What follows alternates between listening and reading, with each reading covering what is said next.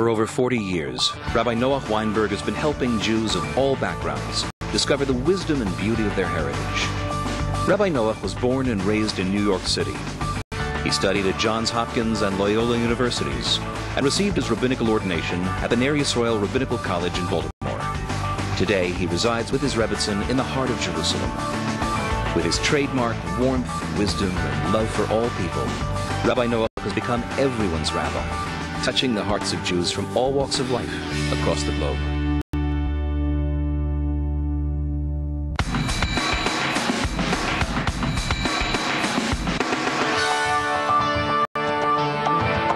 I guess if you, in general, follow the beaten path where people haven't made mistakes before, you'll do pretty good. But, you know, just follow your instincts and don't make stupid moves. Learn from other people's mistakes. You don't have time to make all the mistakes for yourself. I think everybody makes mistakes in life. Take things slow and weigh things out very carefully and not move too fast about things. Think about it. Just think, just take 2 minutes, say, should I be doing this? Count to 10. Give 10 seconds for yourself to think about it and decide if that's the right thing to be doing. Mistakes are good. What's wrong with mistakes? Why should one avoid them? In the States they say, fool me once, shame on you. Fool me twice, shame on me. Some person makes mistakes, we all make mistakes, you know, but to make a mistake and then make a mistake and then make a mistake, the same mistake again and again and again, there's something wrong. There's something wrong. You're not paying attention to living. Not paying attention to living. It's like you go out your front door and there's a big hole in the walkway and you fall in. You fall in one time, but for goodness sake, you don't keep falling in. So people lose their temper, lose their customers. They break up with friends. They have an ongoing tension with their wives and husbands, yeah, and they don't do anything about it. Now that's ridiculous. Plan ahead. Plan ahead. Every day you're going to do something that's a mistake. Have a list of mistakes that you never want to fall into and be aware of those mistakes. Think what the next step is. Think about the results. Always ask your mother. Every married man knows when your wife is miserable, you're miserable. It's true. I mean, ask any married man. So then they go and make their wife miserable. Enjoy yourself. So how do you stop? Well, then you got to think back. Well, I have to teach her a lesson, right? No, you don't have to teach her a lesson. She didn't get the lesson the last 10 times. You know, don't teach her no lessons. Okay, so but I have to stand on my dignity. But you want to be happy or dignified? You know? Well, what in the world do I do? Maybe give her a compliment. You think, you know, you tell her, you know, I love you so much. It hurts me when you say those things to me or you talk that way. Ask yourself 10 different maybes. Maybe this will work. Maybe that will work. Try 3 of them. I'm sure you'll find a way not to hurt your wife and you won't hurt yourself. Now that goes with so many mistakes we make that we regret and we tell ourselves it's stupid and we beat ourselves up for it. And with just a little planning ahead. Why does it happen? Why do you lose your temper? Because they frustrate me. They don't understand what I'm talking about. I have to tell them 10 times what to do. Okay, so now how can you get them to listen to you the first time? Maybe you say, how are you feeling this morning? And so, you know, I got something that I want to bring to your attention. Try 10 maybes. This will work. Choose 2 or 3 that you think are the most likely. 10 plans. Choose 2 or 3. Try them out. You'll certainly avoid mistakes. You're making a fence to avoid your mistakes.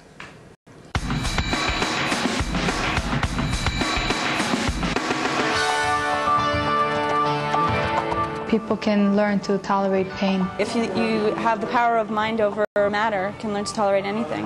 Yeah, for sure someone can learn to tolerate pain. I mean, everyone has a different threshold for pain anyway. I have very high tolerance for pain. Not that we should test that out. I personally think I don't have a high pain tolerance. You won't learn to tolerate pain. You know, Westerners are called decadent. You ever hear that the Westerners, Hitler said, the Western democracies are too decadent to fight. And there's a point. Westerners don't They're decadent. They're not thinking in terms of I'll give my life for my country anymore. You know, that's all out. So you know what the definition of decadence is? The absolute definition of decadence? You ask someone, a Westerner, what's the opposite of pain? Think for a moment. People say pleasure. The opposite of pain is pleasure. That's the definition of decadence. That's the definition of decadence. Why? Because the opposite of pain is not pleasure. The opposite of pain is comfort. And if you answer pleasure, you're equating comfort with being pleasure. So for the Westerner, the ultimate pleasure is a vacation in Hawaii on a waterbed with the surf breaking in the background, a tall drink with ice, music playing, and you're so comfortable, so relaxed, you're almost asleep. You got to be careful, because a little more relaxation, you fall asleep, you forget it all, and you spill the drink. So be careful, be careful. So almost asleep, that's called living. That's not living, man. That's almost asleep. Absolutely. One can learn to completely tolerate their pain threshold or whatever. Look at the guys that sleep on beds and nails and run on hot coals. One can adapt himself to anything. He goes through the Marines training course, probably. The truth is that pain is necessary for pleasure. Pain is necessary for pleasure. You're playing a game of soccer. The guys on the court don't know how to play. They don't know how to kick the ball. They kick it back. They don't know how to block. You're getting 1 point, 2 points. The first 5 minutes, you got 5 points. 5 points. Your team is all over the place, yeah? You continue playing. You say, come back when you learn to play the game. They say, but you're winning. Yeah, but we can't get up a sweat. Now put the same team on the soccer court without a ball. Without a ball, and run, kick, turn, back, forth, back, forth. You say, this is inhuman punishment. This is sadistic. What the heck's the matter with you? Give them a ball and a hot team, and they're exhausted. They say, you know what, let's wait 10 minutes, let's rest 15 minutes, and we'll play another game. Yeah? So pain is necessary for pleasure. Without pain, no pleasure. You got to learn, in all of life, this is so. About 3 months ago, I burnt my hand so badly, and the pain was tremendous. This was an egregious pain, but I was so calm, and I was tolerating it because it was a mind over matter thing. Absolutely. It's kind of ironic you say that, because I was doing that in class today. Yes, I believe one can tolerate pain. It just has to pass. Time has to pass, and then you get over it. Tell me, what is your parents' greatest pleasure? When I ask young college kids, practically 100% will say me.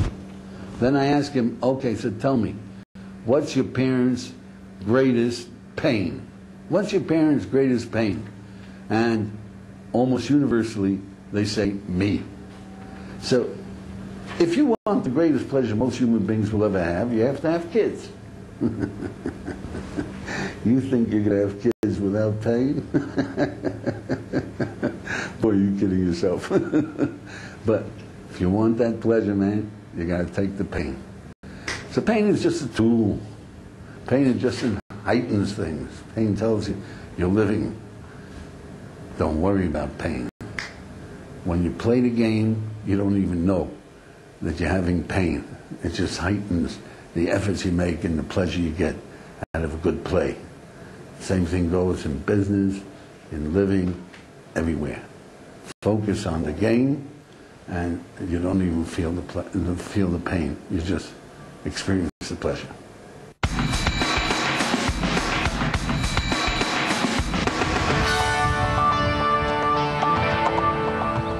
Laughing a lot gives you good stomach muscles. You shouldn't run around giggling all day. There's serious matters at hand. Laughter makes somebody always happy. It can get them out of depression and get them out of basically any little rut that they're in. I think if everyone was laughing all the time, everyone would be in a lot better place. I think sick people that will laugh a lot, it will really help them.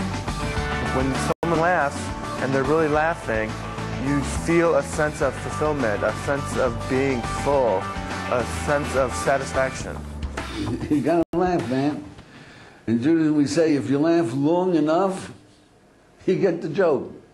You get the joke. You know, this world is a big joke. And if you laugh, it just occurs to you that people, you're out of it. But don't wait until you're desperate and laugh long enough. Laugh all the time. Meaning, laugh at the foibles of humanity, laugh at yourself, laugh at the absurd, exhilarating absurdity of humanity and the extent that we can overcome it. So, really, jokes with a good point to it are the way to wake yourself up. But look, it's a way of enjoying life, and anybody who's suffering, anybody who's in pain, tell them jokes. Tell them jokes and bring a Laurel and Hardy. Well, you guys don't know about Laurel and Hardy, but Charlie Chaplin, you know about Charlie Chaplin? I don't know who the new comedians are, but get them laughing, because when they laugh, they forget their pain, which gives them a respite, which gives them an ability to recharge their batteries and get on with living. Laughter is the best thing, and no matter what's happening in your life, if you can laugh at it, nothing will ever bring you down. And I think laughter's a little bit like ecstasy. Not the drug, but it's just a great ecstatic feeling when you laugh. Laughing's a good thing because it stimulates your lymphatic system. There's nothing like a person who can make you laugh.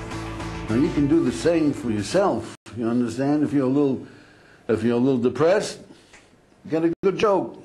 Or tell a good joke. Somebody gives you a good joke. Tell a depressed guy a good joke, and he's out of it.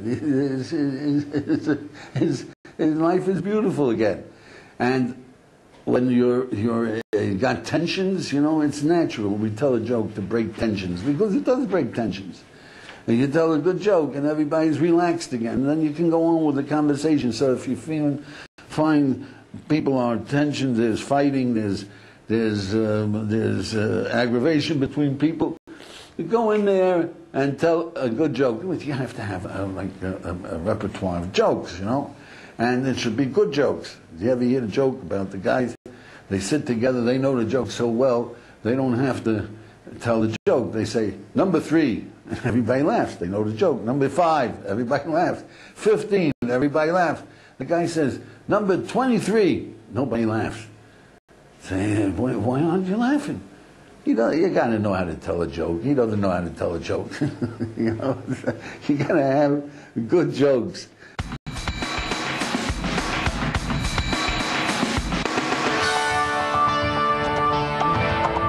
Probably 24 hours. They should sleep 8 hours a night. Oh, that's too little. At least 12. That'll be nice. I think 5 hours I could get away with no problem. Oh, I don't really sleep that much. Doing homework. Sometimes I could do with 15 hours. Enough not to be cranky. My grandfather always says, early to bed, early to rise makes a man healthy and wealthy and wise. You know, Napoleon, and they say that he got along with 2 hours sleep, an hour's sleep. Napoleon, Bonaparte Napoleon. And they asked him, the emperor of all Europe, enjoy yourself, sleep. He said, listen, when I'm asleep, I'm not Napoleon. You know, when you're asleep, you don't get any pleasure. Sleeping is no pleasure at all. Falling asleep, that's something. I once had a dorm roommate who used to tell me, I slept very little when I was that age. He used to tell me, look, every time you come into the room to get something, don't bother being quiet, wake me up. He says, I don't enjoy sleeping. I enjoy falling asleep. The more times I fall asleep, the better off I am. I used to sleep 10 hours. Six is enough now. A person should sleep no more than 8 hours and at least 6 hours. I definitely need about 8 to 10 hours. The average person might need a little bit less. As much as I need. You know, sleep is a waste of time. Why did the Almighty create sleep? And just we say He created sleep to teach us how to wake up. You know, when it comes before Rosh Hashanah, the first year, everybody makes resolutions. Everybody looks at himself and what did I do this year? A whole year passed. What did I accomplish? And that's a waking up process. So we say blow the shofar every day of the last month of Elul, and the shofar is saying, Ugu yeshenim mishenaschem, sleepers, wake up. Nildomim, drowsy ones, snap out of your drowsiness, you know. So sleep means you're not aware at all. You're asleep, wake up. You're not aware of all the beauty of existence. Did you ever go out in the day and it's so gorgeous, it's just breathtaking. It lasts for a minute. It's silly, you fall back asleep. That's the way to live, with a gorgeous day, with that energy of the beauty of existence. Hold on to it. That's the way you spend the whole day. Nildomim is drowsiness. You know you've learned something important, free will. You learned something important that we can use 1,000 times more of our potential than we're using. It's something important, yeah? And you say, you know, I'm going to tell it to my friends. I'm going to work on this. I'm going to try to master this free will. This is very important, yeah? And then a moment later, your friend comes to you and you say, hey, you know, I had something to tell. What was it? I forgot. That's drowsiness. It's like they tell you, fire. Yeah, you know, I better get up. It's a fire, huh? Better get up. Fire, man. Wake up. You're alive. It's fire. Once you sleep enough to where he's not tired and stuff like that, but he shouldn't lay around in bed all day like a lazy bum. And I think they say there's not really a way to make up lost sleep or something. So 8 hours, better get it. So there are two aspects. We sleep through life, meaning that we don't even make any attempt. We don't make an attempt to make life worthwhile, valuable, something extraordinary, greatness, for something, to look for something. How do you look for something? Oh, you gotta fight the sleep. The sleep is wasting time. On the other hand, there's drowsiness. You stumble across something and you wake up somewhat. You know, gee, there's something here. There's something here. 5 classes of pleasure. Something here. There's more. I can do it. I can do it. I can do it. I can do it. And we fall asleep. We go back into the trance state. The idea is that, look, you got to sleep so that you get a new awareness of what you can do. You wake up in the morning with a bright new awareness. We're gonna succeed where we haven't succeeded before. But there's 2 aspects of it. First of all, you've got to learn every day. You've got to learn what life is about, how to use it to its maximum. And the second thing is, once you know something about life, don't let it slip your attention. Hold on to it. Use it, dig it, move it, live it.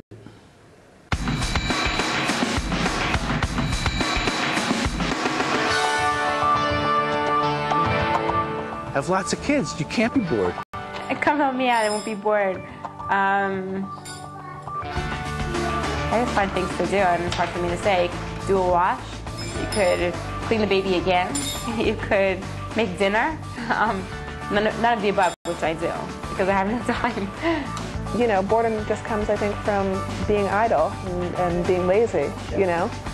By constantly learning and engaging yourself in seeking truth. Find new stuff to do. Help other people. Look at the small things. I mean, you can't be bored in life if you actually start to contemplate life. When you're interested in a novel, you're in the middle of a novel, something happens, and you stay up all night. You can put it down. So what happened? Something happened. When you're studying history, sometimes it hits you all of a sudden. Like this, it's drudgery and drudgery. You're sleepy, but you got to finish the book, and all of a sudden, you get interested. You get interested. Whew, you read it up. You remember it much better. You live it. You understand it because you're interested. Mathematics. How in the world do you get interested in mathematics? What's the fascination? But that's the secret of living. Be fascinated. Find your point of fascination. What are you interested in? What does it have to do with life? See, that's where all of a sudden you saw this novel as a replica of your life, important to you. All of a sudden you hit the point of history which fascinates you. Why? Because it explains what's going on today, or explains what's happening to humanity. when you find something that you know is important for living, you're fascinated. So you can be fascinated with ants if you got the right angle of looking at them. You know, little ants that are creeping and the way they make an ant colony and we know we have a Geiger count of meaning. We know that there's something I should know here, so it's easy to be interested for the first 10 minutes, yeah? But how do you get fascinated? You've got to find what the code is, you know? And then you're fascinated. But whatever you do, try to get interested in what you're studying and what you're reading. And if you want to do it with all you got. Doing it with all you got means that your body is also interested in it and you're fascinated. When you're fascinated, time goes by, you remember better, and you're much more able to use it for living. Try to do everything. Yeah, go out, have fun. There's so much to do. I don't understand how someone could be bored. Do community work. Getting up, doing something productive. Go bowling. You can't rely on someone else to make your life fun. You have to do it yourself. Find something that he enjoys, something that excites him, something that motivates him. I mean, the only thing that excites me is money. Always look at things like they're new, and as long as you don't begin taking things for granted, that even the smallest thing becomes like a very fresh and important thing, you know? If you have any questions or any comments, anything at all, we're interested. Please call.